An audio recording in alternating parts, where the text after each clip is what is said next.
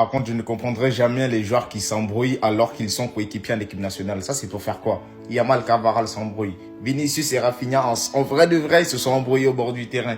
Mais son coéquipier en équipe nationale, vous êtes fous ou quoi? Wesh, il y a la Coupe du Monde qui arrive. Franchement, faut parler, hein. Mais Frenkie de Jong aussi, son match très très bon.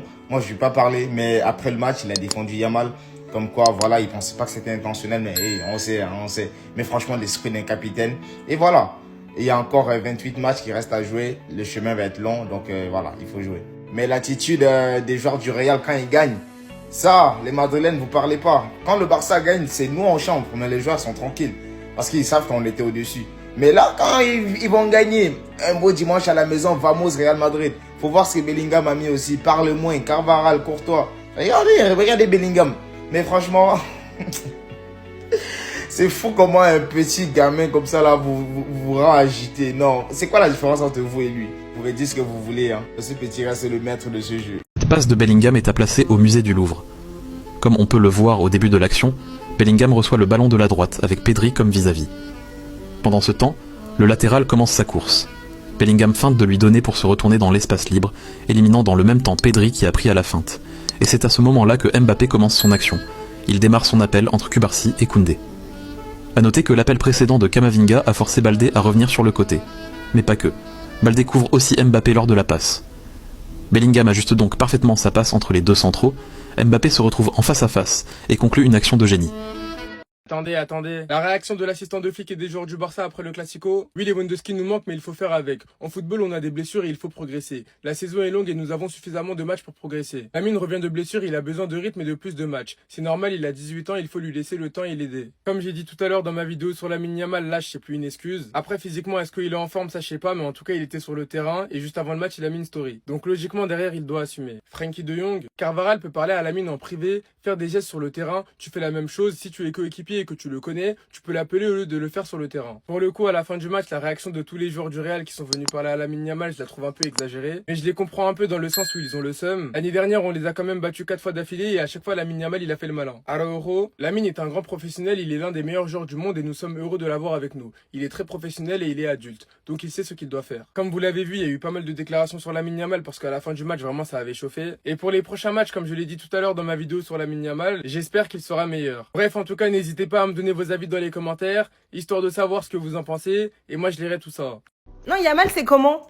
Tu vas supprimer ta story ou tu vas pas la supprimer? Tu vas assumer ou tu vas pas assumer? Parce qu'aujourd'hui, sur le terrain, je t'ai pas vu assumer, hein. Non, moi, je le dis. Carreras, aujourd'hui, il a fait ta fête, celui qu'on attendait. Parce que depuis le derby, il était fébrile. Et ben là, il t'a fait fermer ton clapet, il t'a fait fermer ton jeu, il t'a fait tout fermer. Voilà. Tu peux rentrer au vestiaire, tu peux bouder si tu veux. Comme ça, tu vas dire aux gens d'aller se battre. Non, c'est fini, c'est sur le terrain qu'on va aller se battre. Je suis tellement heureuse de ce qu'on a fait aujourd'hui au Classico. Parce que au-delà du fait qu'on ait gagné, on a gagné avec la manière. Et là, il y a personne qui pourra dire le contraire. Xabi Alonso, déjà, merci. Tu as aligné le 11 qu'il fallait.